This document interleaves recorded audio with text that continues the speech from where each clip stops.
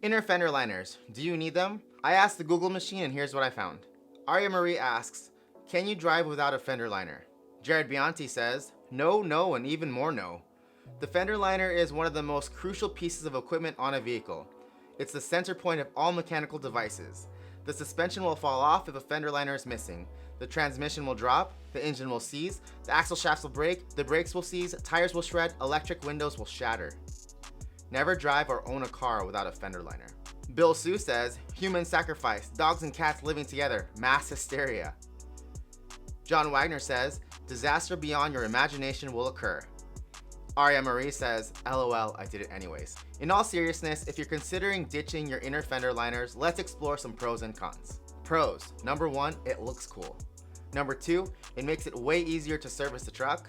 Number 3, it looks cool. Number 4, it's one less piece to fall apart or break off of the truck. Number 5, it looks cool. Number 6, the truck just might run cooler because there's a lot more airflow going around the engine, especially when the truck is moving slowly. This is important. Cons of no liner: dirt, mud, snow, rock salt, debris, water, all kinds of stuff hitting your engine, or you just might get comment shamed on YouTube. I had a guy on one of my Xterra videos saying that I was an idiot for removing the inner fender liners because supposedly the inner fender liners are there to direct air towards the radiator. I've never really heard of that, and honestly, when you're off-roading and going slow, does that even matter? Because there's not a whole lot of wind going anywhere, except for if you have no fender liners, you have more flowing air around the engine. But I don't know anything. I mean, maybe they're right. Comment below. Anyways, I think it's pretty obvious that I am pro no inner fender liner for these reasons. Number 1, it looks cool. Number 2, it makes it easy to service the truck. And number 3, it looks cool. My first Ranger didn't have fender liners and I smashed that truck through the desert all over the place going highway speeds and never had a problem. My Xterra, the overland rig, has gone through snow, through water crossings, through sand, through dirt, through all kinds of stuff, never had any problems. My desert racing buddies, no fender liners, no problems. After trimming the fenders on the budget Ranger, I ran around for months without fender liners and no problems. Being from Southern California, corrosion is not all that big of a deal for us, but for you guys on the East Coast and in the Midwest where you guys have snow and road salt, I can see why you might want to keep your inner fenders. So this video is for you. First thing you'll want to do is find your favorite cutting implement. You could use a cutoff wheel, a rotary tool like I'm using here, or if you want a really sweet forearm pump, you can use some aviation snips. The rotary tool cuts pretty good, but mine got clogged a few times.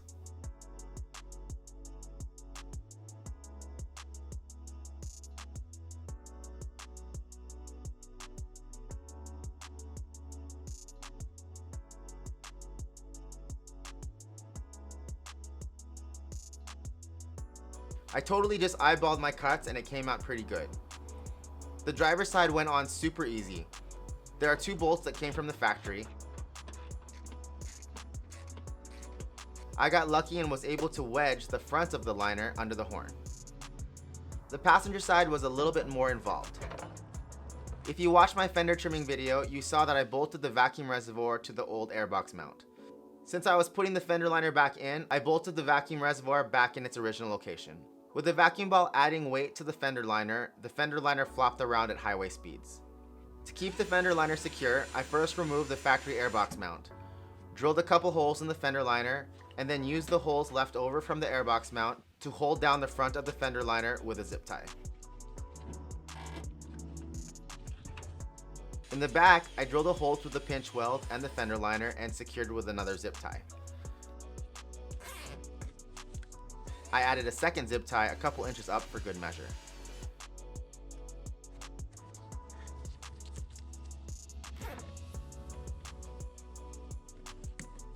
Just in case, I added another zip tie to the center close to the shock.